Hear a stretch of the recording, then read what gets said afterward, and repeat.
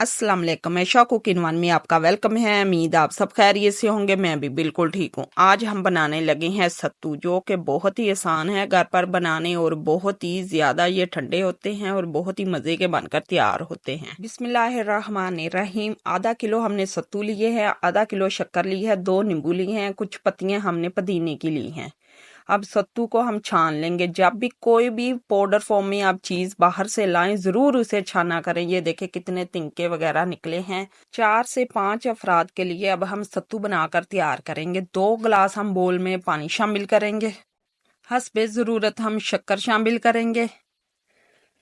इसकी तसीर बहुत ही ठंडी होती है। ये रेडियो पे, ठेलों पर, बाजार में बहुत ही बिकते हैं। ये हर शॉप से, चक्की से मिल जाते हैं।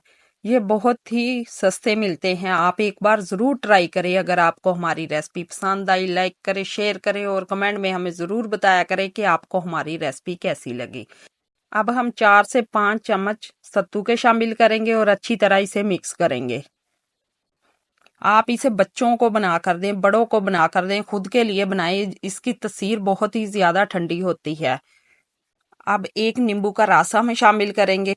सत्तू का 1 गिलास पीने से हमारे जिस्म में जो भी गर्मी होगी, मिद्दे में गर्मी होगी, वो भाग जाएगी। आप भी इसी तरह बनाकर ट्राई करें।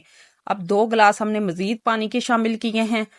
कुछ हम आइस क्यूब शामिल करेंगे और इसे ठंडा करेंगे। ये गांव में, देहातों में बहुत ही पाए जाते हैं। जब गंदम का मौसम होता है तभी ये आते हैं। ये देखें माशाल्लाह कितना प्यारा हमारा सत्तू का कलर आया और पीने में तो ये लाजवाब थे।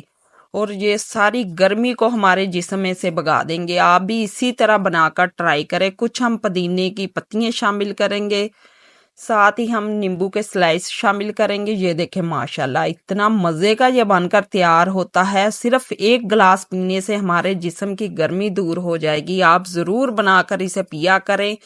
ये बहुत ही फायदेमंद होते हैं। जितनी भी लो हमारे जिस्म में लगी हो, गर्मी हो, इससे भाग जाएगी।